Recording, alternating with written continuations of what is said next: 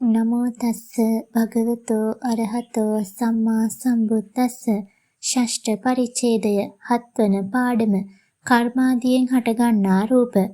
රූපයන් අතර කර්මාදී එක් ප්‍රත්‍යයකින්ම හටගන්නා රූපද ඇත්තේය. ප්‍රත්‍ය දෙකකින් හටගන්නා රූපද ඇත්තේය. ප්‍රත්‍ය තුනකින් හතරකින් හටගන්නා රූපද ඇත්තේය. කිසිම ප්‍රත්‍යයකින් නොහටගන්නා රූපද ඇත්තේය.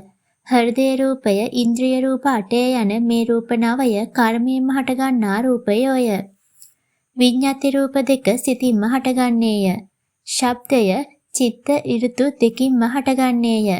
කතා කරන ශබ්දය, චිත්තජ ශබ්දය. සුලං හැමීම් ආදියෙන් හටගන්නා ශබ්දය, ඍතුජ ශබ්දය. ලහුතා, මුදුතා, කම්මඤ්ඤතා යන විකාර රූප තුන ඍතු, චිත්ත, ආහාර යන හේතුන් තුනෙන්ම හටගන්නේය.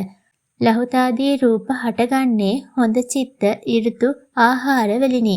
ඍතුව නරක් වූ කල්හි හටගන්නා චිත්තජ රූපයන්හිද සිත නරක් වූ කල්හි හටගන්නා චිත්තජ රූපවලද නොමනා ආහාරයෙන් හටගන්නා රූප කලාපවලද ලහුතාදී තුන නොලැබේ. ලහුතාදීන් යුක්ත රූප කලාප නැති කල්හි ශරීරයේ බරව තදව ක්‍රියා කිරීමට හොඳ නැති තත්වයකින් පවතී. අවිනිබ්බෝග රූප 8 ආකාශ ධාතුවේ යන මේ රූප 9 ප්‍රත්‍ය සතරෙන්ම හටගන්නේය. ඊටාම කුඩා දේ හැටියට සලකන පරමාණුෙහිද රූප කලාප බොහෝ ගණනක් ඇත්තේය. ඒ රූප කලාප එකිනෙකට වෙන් කරන ආකාශයක්ද ඒවා අතර ඇත්තේය.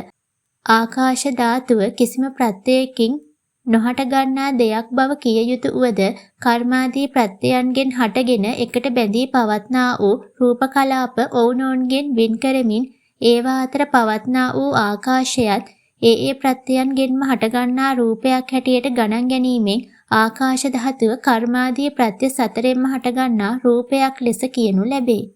ලක්ෂණ රූප 4 කිසිම ප්‍රත්‍යයකින් නොහට ගන්නේය. ඒවා ප්‍රත්‍යයෙන් නොහට ගන්නා රූප සැටියට කියනුවේ ඒවා කර්මාදී ප්‍රත්‍යයන්ගෙන් හටගන්නා රූපයන්ගේ ඉපදීමය, දිරීමය, බිඳීමය යන ලක්ෂණ මාත්‍රයක්ම වන බැවිනි. උපචය, සන්තති රූප දෙක කර්මාදී ප්‍රත්‍යයෙන් හටගන්නා රූප ලෙස අටුවාවල දක්වා තිබේ. අවිනිබ්බෝග රූප 8 ආකාශ ධාතුවය, හෘදේ රූපය, ඉන්ද්‍රිය රූප 8 යන මේ රූප 8 ලෙස කර්මජ රූපයෝය. අවිනිබ්බෝග රූප 8 ආකාශ ධාතුවය, ශබ්දය, විඤ්ඤාති රූප 2 ලහුතාදී රූප 3 යන මේ 15 චිත්තජ රූපයෝය.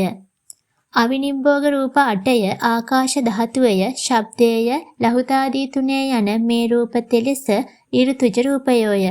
අවිනිබ්බෝග රූප 8 ආකාශ ධාතුවය, ලහුතාදී 3 යන රූප 12 ආහාරජ රූපයෝය.